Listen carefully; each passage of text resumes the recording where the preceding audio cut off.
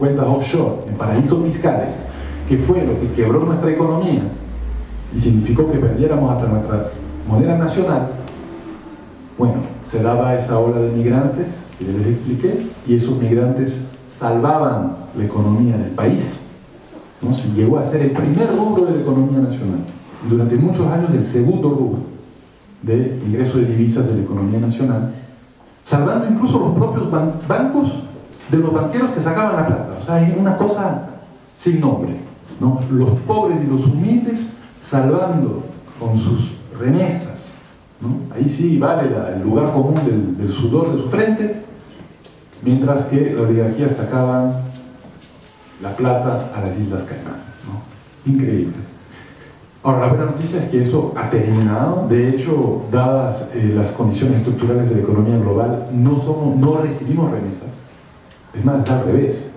El flujo de capital tendría que chequear cómo fue el año 2014, pero después de la crisis el flujo de capital fue contrario. Eran las familias ecuatorianas que ayudaban a los que se habían ido por la crisis, porque muchos ecuatorianos se fueron a España, ¿no? Eso fue el gran lugar de la migración. Italia también, algunos países de Europa, pero sobre todo España. Y claro, la crisis española de 2008 fue espantosa. Entonces, dos fenómenos. Primero, se revirtió el flujo de la migración. En este momento Ecuador recibe el receptor neto de migración, básicamente migrantes que regresan al Ecuador, sobre todo porque el gobierno tiene además programas de ayuda para que los migrantes que regresen tengan acceso a crédito y puedan montar sus negocios, además de un programa específico de traer mobiliario, etcétera, de los migrantes. Insisto, ya lo había dicho, pero el tema de los migrantes en el discurso político, en la política pública y en el trasfondo ideológico de la Revolución Ciudadana es fundamental. La diáspora tiene representación en la Asamblea y esos representantes de la Asamblea también han peleado mucho por el derecho del retorno de los migrantes, etc. Entonces ese es el primer fenómeno. Y el segundo fenómeno es el fin de la economía de las remesas. Ahora creo que ni siquiera consta en los 20 o 30 primeros rubros de ingreso de recetas. No importa qué tipo de consumo. Y nosotros hemos querido también dar esa batalla contrahegemónica, ¿no? Sobre qué es lo que entendemos por desarrollo.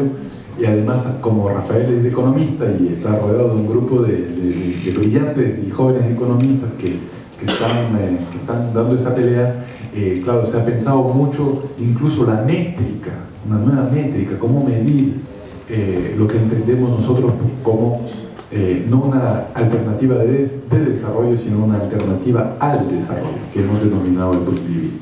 Ahora, claro, ahí hay todo un debate, o sea, hay muchas tensiones. Por un lado, hay temas universales de igualdad, muy vinculados al socialismo tradicional, que están incluidos en el buen vivir, que son importantes. O sea, yo creo que no hay buen vivir sin igualdad, ¿no? O sea, una sociedad absolutamente desigual va a tener altos índices de violencia, problemas de cohesión social, en fin. Es decir, la igualdad es un elemento universal y un elemento fundamental de nuestro debate sobre el buen vivir. Pero hay otros elementos que también son muy interesantes, que tienen que ver con nuestra ancestralidad, ¿no? Tenemos nosotros pueblos ancestrales, no hemos hablado de eso ahora, pero sería muy importante hablar de la importancia de la interculturalidad en Ecuador. Nuestra constitución establece que Ecuador es un país plurinacional intercultural con 14 nacionalidades, muchas lenguas, y eso tiene que también plasmarse en nuestro contrato social y por ende también en qué es lo que entendemos por desarrollo. Y nuestros pueblos ancestrales, sobre todo los quichuas, hablan del summa causa, que hemos traducido como buen vivir, y que tiene que ver básicamente con la comunidad y la relación de solidaridad que se da entre esa comunidad y la armonía con la naturaleza. Y pensamos que en el siglo XXI, que el tema de la naturaleza, de depredación ambiental, del cambio climático, es tan importante que era también muy importante vincular este elemento del summa causa en nuestro debate sobre el buen vivir. Bueno, además de eso hay mucho trabajo académico desde la escuela señana, Amartya Sen, Marta Nussbaum, etcétera, etcétera, que tiene que ver más con todo el debate sobre felicidad humana, ¿no? Derechos humanos, felicidad, desarrollo, cómo triangulamos todo eso. Entonces hemos empaquetado eso en el debate sobre el buen vivir. Eso no significa que esté resuelto. De hecho, a veces oigo a algunos ecuatorianos hablar de buen vivir más desde un punto de vista de casi de la espiritualidad, que no necesariamente es la definición que yo le daría al buen vivir, y otros mucho más desde una percepción más clásica del igualitarismo, y otros mucho más vinculados al mundo de lo andino y de lo cultural y de la... Es decir, es un debate que estamos teniendo, no creo que está resuelto, y concuerdo con, digamos, el diagnóstico implícito en su pregunta de que no puede existir buen vivir con capitalismo salvaje y con, digamos, la negación de lo público y aún más la negación de lo común, ¿no? Y esto es muy importante. Creo que en el Ecuador en eso se ha insertado de forma muy importante en los debates internacionales sobre los comunes, los bienes comunes, los derechos comunes. Esto es fundamental. Y creo que ahí sí el debate del buen vivir, digamos, es un cambio paradigmático. El tema del talento humano, bueno, también está vinculado al buen vivir, ¿no? Nosotros creemos que debe haber supremacía de los seres humanos sobre el capital y no supremacía del capital sobre los seres humanos. Eso es muy importante.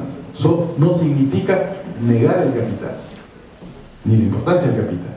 No significa, es como cuando hablamos de la supremacía de la sociedad sobre el mercado, y no del mercado sobre la sociedad. No es la negación del mercado. El presidente suele decir, el mercado es un excelente siervo, pero un pésimo amo. ¿Ya? Entonces, ahí la relación de causalidad, los medios y los fines, ¿no? Es invertir la lógica capitalista de que el talento humano, porque incluso se llegó a hablar de capital humano, de recursos humanos. Nosotros hablamos del talento humano. El talento humano, que además es un concepto marxista, es el fin, no el medio. Pero también de alguna manera es un medio para alcanzar el desarrollo, o como decimos nosotros, el buen vivir. Y eso es muy importante. Hemos sido, decía usted, una economía que dependió de la agroexportación, del extractivismo minero, petrolero, etc., es decir, de bienes primarios, en donde no se necesita gran talento humano, no se necesita una mano de obra, para ponerlo en términos productivistas, una mano de obra altamente calificada para extraer petróleo o para cosechar banano. Entonces, claro, las economías primarias tienen bajos niveles de talento humano. Y si queremos más bien dar el salto cualitativo, cambiar nuestra matriz productiva, el único vehículo posible es ese talento humano, que va a significar más investigadores, más innovación, más creatividad, que le va a dar además, ya no en términos productivistas, sino en términos más sociológicos, mucho más riqueza a nuestra democracia, mucho más profundidad al debate social, cultural, etcétera, etcétera. Sabemos que fue una experiencia muy interesante. De hecho, el patacón en el Ecuador es otra cosa, ¿no? Es el plátano verde, ese que hay que cocinar, aplastado, que comemos muchas veces con el ceviche. Sí, la dolarización es un problema estructural para la economía ecuatoriana, muy grave. Nosotros, todos quienes estamos en el gobierno, estuvimos en contra de la dolarización, empezando por el presidente Correa, pero es muy difícil de revertir. Eso no va a ser es muy complejo. La derecha se mete cucos, mete ruido todo el tiempo que vamos a revertir eso. Hemos tenido suerte porque el dólar en el último decenio se ha ido despreciando, o sea, sí, perdiendo su valor. Eso nos convenía porque evidentemente nos permitía competir con nuestros productos primarios con nuestros vecinos Colombia y Perú, que tienen una matriz productiva muy parecida. Este año se está ¿cómo es la palabra? Apreciando, pero hay otra palabra, el dólar de forma muy acelerada, y eso significa un desafío estructural muy importante para la economía ecuatoriana. Tanto es así que hemos perdido mucha competitividad, sobre todo con Colombia, que es una economía con mucha productividad, y además estamos siendo víctimas de importaciones masivas de Colombia. Tanto es así que hemos tenido que poner aranceles muy altos a los productos, no solamente de Colombia, sino de importación, para proteger nuestra economía de este fenómeno de apreciación. O sea, es un problema estructural. Le estamos dando soluciones, varias soluciones parecidas a las que usted menciona, y somos uno de los países vanguardia en el tema de la moneda electrónica. Entonces usamos un dólar electrónico que con el celular, ya cada vez más tiendas están aceptando, se transfiere el dinero, es bastante complejo el mecanismo, pero es muy fácil de uso incluso no es con teléfonos inteligentes, con el celular más sencillo, ni siquiera necesita saldo. Bueno, es un sistema de vanguardia. De hecho, hemos ganado varios premios a nivel internacional por este sistema, y nos permite no usar el dólar físico. ¿Cuál es el gran problema? Usar el dólar físico, que lo tenemos que importar literalmente. Viene, además, como nuestro mercado y todo, bueno, los dólares se ensucian rápidamente en el Ecuador, tenemos que cambiarlos a menudo, y es uno de los primeros rubros de importación, son los billetes físicos. Es diferente el tema de la convertibilidad. Ahora, el problema es que nosotros no heredamos un sistema de convertibilidad, sino que heredamos un sistema de dolarización que además fue muy valorado por los ecuatorianos. Hay todavía ese imaginario que me parece erróneo de que el dólar salvó la economía ecuatoriana. Y no es así. Pero claro, tuvimos tanta devaluación, fue tan grave la crisis de los últimos años del Sucre, que hay ese imaginario además de acceso a la modernidad, que tiene que ver con la batalla cultural, en fin, todo lo que hemos hablado.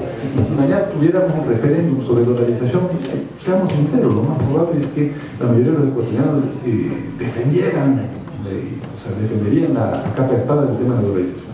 Entonces nosotros hemos tratado de comunicar lo que más podemos, políticamente, lo que más se puede, porque nos están atacando a la derecha, que es un error el tema de la dolarización y que tenemos que pensar a largo plazo en una solución, pero desde el gobierno de Rafael Correa se tomó la decisión de no tocar la dolarización por ahora.